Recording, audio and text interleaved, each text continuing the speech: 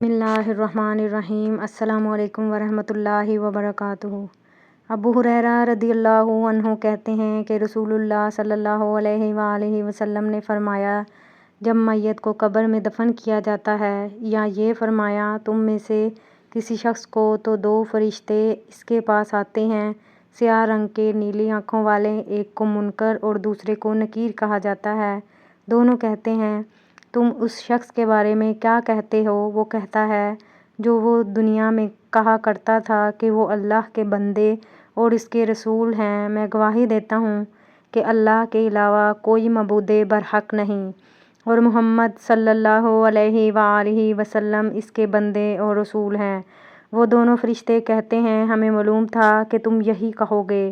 پھر اس کی قبر 70 ہاتھ لمبی اور 70 ہاتھ چوڑی کشادہ کر دی جاتی ہے، پھر اس کے لیے اس میں روشنی کر دی جاتی ہے، پھر اس سے کہا جاتا ہے، سو جاؤ۔ وہ کہتا ہے، میں اپنے گھر والوں کی طرف واپس جانا چاہتا ہوں اور انہیں بتانا چاہتا ہوں۔ دونوں فرشتے کہتے ہیں، دلہن کی طرح سو جاؤ، جسے اس کا محبوب ہی اٹھاتا ہے، حتیٰ کہ اللہ تعالیٰ اسے اس کی آرام گاہ سے اٹھا لیتا ہے، اور اگر وہ منافق ہو تو کہتا ہے کہ میں نے لوگوں سے سنا، کہہ رہے تھے، میں نے بھی اسی طرح کہا، مجھے معلوم نہیں۔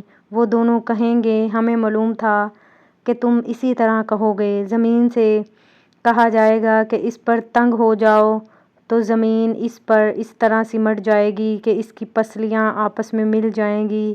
اسے اس قبر میں عذاب دیا جاتا رہے گا جب تک اللہ تعالیٰ اسے اس جگہ سے اٹھا لے۔ السلسلۃ الصحیحہ، حدیث نمبر 3225۔